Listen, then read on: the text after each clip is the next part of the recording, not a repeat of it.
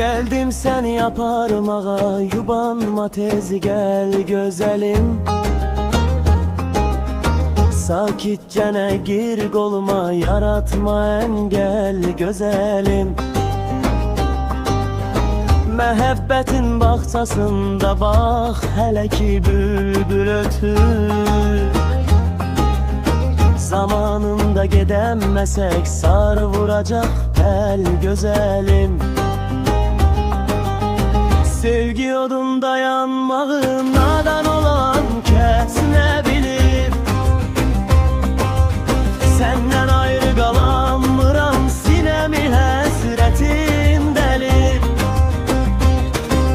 Gözləməyir zaman bizi, yay qurtarır payız gəlir. Sevənindən bir an belə üzməyəsən əl gözəlim. Şair müşfiq olmaz idim, ilham pərin sən olmasan. Çoxalardı gündən günə, dərdi sərin sən olmasan. Bəlkə də mən yaşamazdım, quman yerim sən olmasan. Həyatımda təkcə sənə bağlamışam bel gözəlim. Sevgi odunda yanmağı nadan olan kəs nə bilir?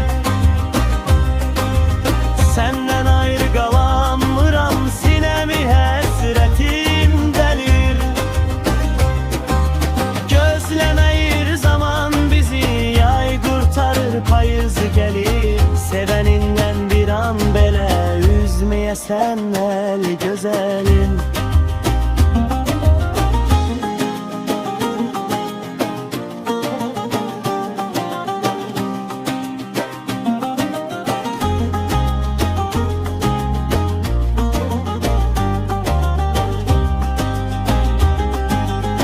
Sevgi odunda yanmağı nadan olan kəs nə bilir?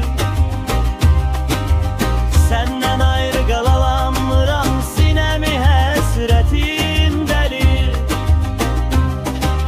Gözləməyir zaman bizi, yay qurtarır payız gəlir.